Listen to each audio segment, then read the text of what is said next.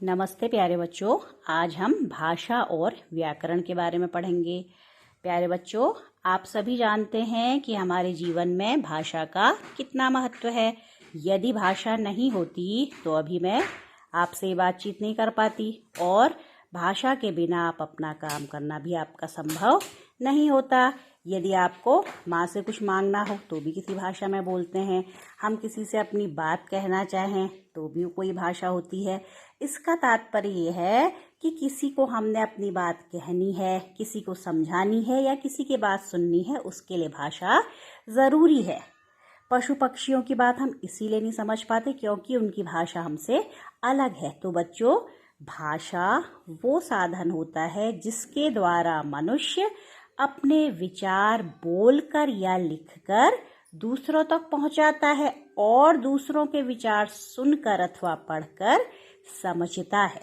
तो बच्चों, जो भाषा ये शब्द है ये संस्कृत के भाष धातु से बना है, जिसका अर्थ होता है, भाष का अर्थ होता है बोलना। तो बोलने के लिए हमें किसकी आवश्यकता है? भाषा की। समाज में आप देखते होंगे विश्व में अलग अलग लोगों की अलग अलग भाषाएं हैं, और जिसमें वो अपने विचारों का आदान प्रदान एक दूसरे से करते हैं। तो भाषा की परिभाषा क्या हुई? भाषा मानव के मुंह से निकली हुई वे ध्वनियां हैं जिनकी सहायता से हम अपनी बात दूसरों तक पहुंचाते हैं।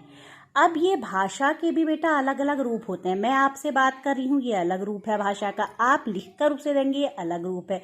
तो भाषा के मुख्य दो रूप बताए गए हैं। दो रूप हैं, मौखिक और लिखित।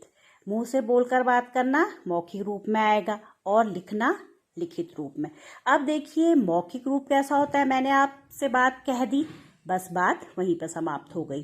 तो ये भाषा का स्थिर रूप नहीं है, ये भाषा का लेकिन मूल रूप है। पहले मौखिक भाषा ही आई, पहले मनुष्य ने बोलना जब शुरू किया मौखिक भाषा आई, और उसके बाद जब से मनुष्य ने अक्षर खोज लिए, अक्षर जब से खोजे गए तब से मनुष्य ने लिखना शुरू किया। तो लिखने से क्या हुआ कि हम अपनी बात को दूसरे तक भी पहुंचा सकते थे। एक पीढ़ी से दूसरी पीढ़ी में हमारी बात पहुंच सकती है। तो लिखित रूप कैसा रूप है भाषा का? स्थिर रूप। तो यदि आपसे पूछा जाए कि भाषा का स्थिर रूप कौन सा है, आप क्या बताएंगे? लिखित रूप है। और भाषा का मूल रूप कौन सा है? मौखिक रूप है बच्चों। तो हमारे संविधान में भी बच्चों 22 भाषाओं को स्वीकृति दी गई है। इसमें हमारी राजभाषा हिंदी मुख्य है। भारत की राजभाषा कौन सी है? हिंदी है। वैसे तो भारत में अनेकों भाषाएं बोली जाती हैं, लेकिन राजभाषा वो भाषा होती है जो हमारे संविधान द्वारा सरकारी कामकाज के लिए प्रयुक्त की जाती है कि सरकारी कामकाज इस भाषा में होगा। वैसे किसी भी प्रदेश के लोग किसी भी भाषा में आपस में बातचीत कर सकते हैं। तो हमारे संविधान में कितनी भाषाओं को मान्यता दी गई है? 22 भाषाओं में। इनमें अलग अलग भाषाएं हैं, हिंदी, मराठी, मलयालम, तमिल, तेलुगु, कोंकणी, सिंधी, डोगरी आदि ये 22 भाषाएं हैं जिन्हें संविधान द्वारा स्वीकार किया गया है बच्चों। अब भाषा जो होती है, भाषा हम बोलते हैं, लेकिन उसे लिखने के लिए हम कुछ चिन्हों का भी प्रयोग करते हैं। इन चिन्हों को क्या कहा जाता है? लिपि।